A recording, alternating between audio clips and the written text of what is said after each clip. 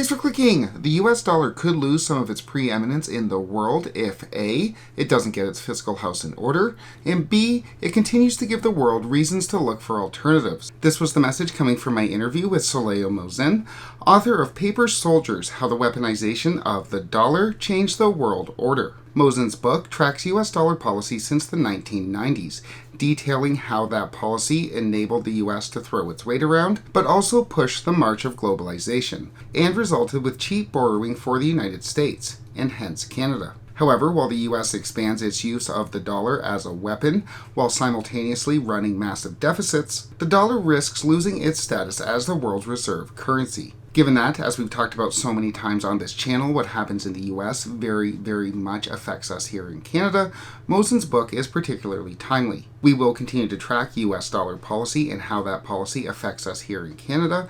Click like and subscribe if you want to get those updates, but for now, let's get into this interview.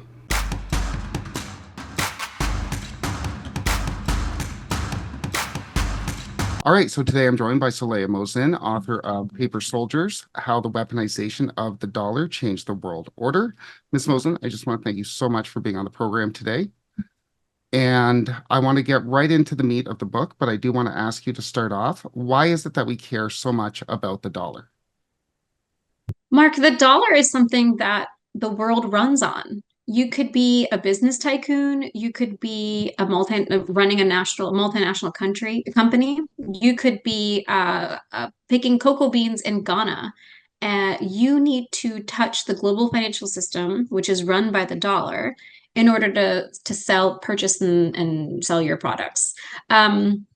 Also, looking at it domestically, we've got dollars in our sofa cushions in our pockets. You stack enough of them together and you can get a down payment together on your house, a mortgage, a loan, finance your education.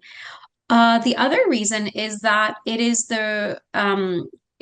built on the foundation of our democracy. Our country has had the US dollar as the world's reserve asset for almost 8 decades now, and the world relies on it. And so it influences our daily lives. The exchange rate strength of the dollar or weakness of the dollar affects how our purchasing power is, being part of this consumer-driven economy, but also its hegemony in the world, its centrality means that we can use the dollar to protect our national security interests and our foreign policy objectives.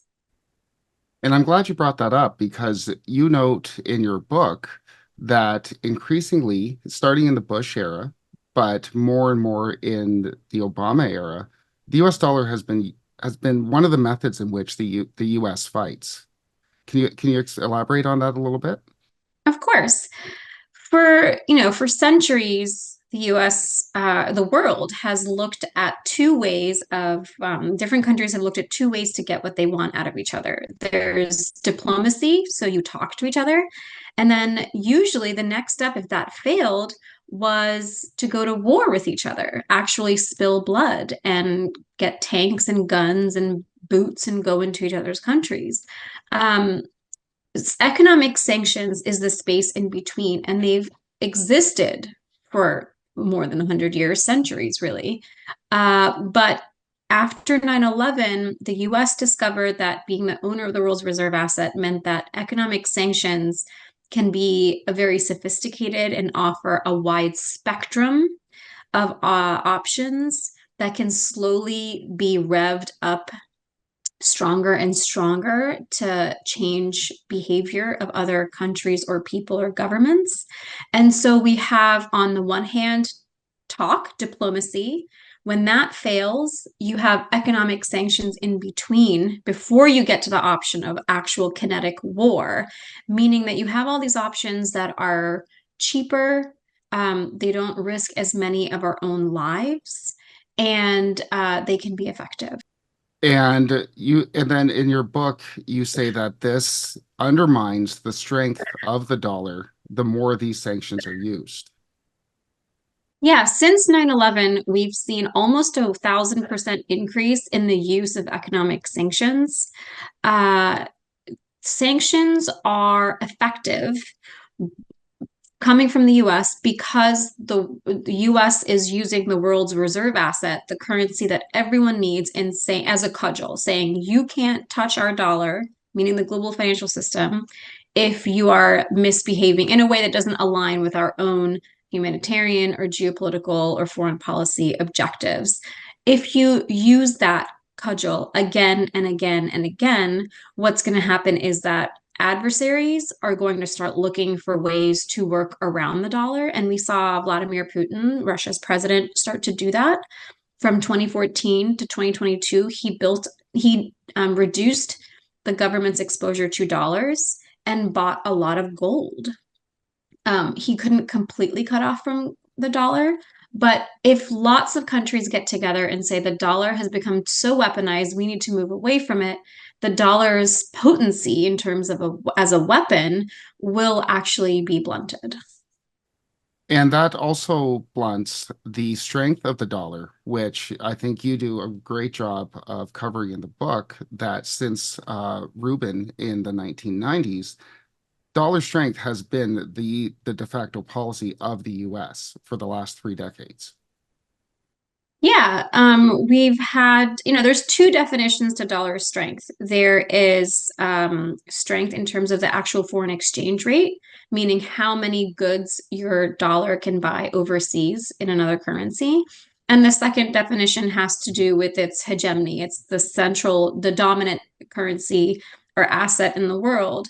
And Bob Rubin in the 90s, he wanted to bring calm to currency markets because for decades before him, there were a lot of government interventions in the US and in other countries. Currency traders felt that they couldn't trust what the value of currencies were in the markets because governments were quietly targeting an exchange rate that wasn't well known. So the laws of supply and demand were being meddled with. And so he sought to calm that whole regime. And so he wanted to make it boring. And so he created a strong dollar mantra. And that kind of underpinned globalization, that we have a stable currency. We want it to be strong because we want American purchasing power abroad to be strong so that we can import a lot of goods. And that's good for the rest of the world to a certain extent. They're also concerned with the US having a strong dollar because it's good for everyone else's economies to a certain extent. Yeah, to a certain extent, especially when it's a manufacturing economy of different countries, because they know that the US is a consumer-driven economy. It's the world's largest economy. So if Americans are purchasing goods, it's good for the whole world because if your products are made in China, Vietnam, Bangladesh, somewhere in Latin America, and the exchange rate is weaker in those countries, then Americans can use their dollars to buy even more foreign goods. And vice versa, if the dollar is weak, then foreign goods are much more expensive. Absolutely. Then your dollar buys fewer goods overseas, and maybe then, as we're seeing now, there's a trend to look inward and lean on Buy America. So American goods become more accessible. And I thought that was a particularly interesting part of the book that you kind of go over, starting in the 90s, over the past 3 decades, how the manufacturing base of the US has basically been neglected by policymakers, and a lot of that is being tapped into now by the Buy America movement, by former President Trump. Yeah, we're seeing a shift just generally in Washington, uh, where the pendulum swung in the 2000, from mid 90s until 2015, 16, heavily toward globalization. And then there was, a good amount of economic scarring in America's own manufacturing sector, in states like Ohio, West Virginia. And in the book, I take readers to Moraine, Ohio, to Weirton, West Virginia, to see what the effects of a strong dollar policy, globalization were on people in the middle. And that pendulum kind of swung, and now we're seeing a swing toward looking inward of let's focus on how to help our own manufacturing companies, our own exporters, so that the terms of trade are a little bit more fair. And I liked that juxtaposition when you went to Ohio in the book to show the differences between the two time periods and how these smaller towns changed as the US dollar was as the US shifted more to preferring a strong dollar to push globalization. That was really well done, I thought. I appreciate that. It was important to me to highlight how what happens in Washington and in these big cities in the world affect other parts of America. And I'm from Cincinnati, so Okay. I think bringing that smaller town perspective to me is important because it's an important part of the electorate as well. Definitely, it makes it very relatable to the reader. So I thought that was an excellent part of the book. Um, I do want to ask you two more questions because I know your time is limited. You go over the Trump administration from 2016 to 2020, and there was much more than previous administrations, a focus on maybe weakening the dollar.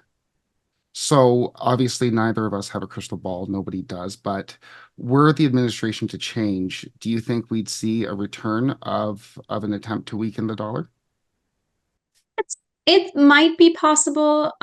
Like a lot of things, it might end up being more talk than action. And the talk is something to pay attention to, not something to take lightly, because compared to, in the mid 90s and before that, when the US government, the US Treasury Department used to intervene in the dollar to meddle with the value, the currency market now is huge.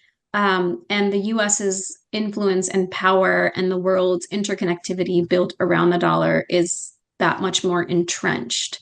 It means two almost opposing things. On the one hand, it means that if a president directs the Treasury Department to actually intervene and try to make the dollar weaker, the actual technical impact or ability of the U.S. government to markedly weaken the dollar would be less impactful because the market is so big that if the Treasury Department has even $70 billion at hand to intervene, it's just not enough in like a multi-trillion dollar a day currency market. But on the other hand, I think other countries would start to look at US economic policy, currency policy, and its ability to remain the steward of the world's reserve asset as a liability. And start to look more, even more so for alternatives. Absolutely. They would look toward alternatives. It's possible. And we're seeing that happen now, the de-dollarization trend. People talk about it a lot these days. But the one indicator that I'm kind of looking for is whether the dollar remains a safe haven, because in the past several decades, anytime there's trouble, whether it's a financial crisis that's American made, or a global pandemic, or a local or regional crisis, political instability, market instability in a band of countries in one part of the world, people look to the dollar as a safe haven. So if we see that pattern extend in the future, I think then we can see that the dollar has maintained its credibility. So when something happens, if the world piles to the dollar, we know the strength is still there. Its centrality is still there, absolutely. Okay. And then last question, because I know we're almost out of time. You touch on fiscal issues in the book as well, talking about how the growing fiscal problems in the US, which we've talked a lot about on my channel, could also serve to weaken the dollar going forward. Um, which is a bigger concern, the weaponization of the dollar or the fiscal issues, which I know you say are both problems that the US is doing to itself?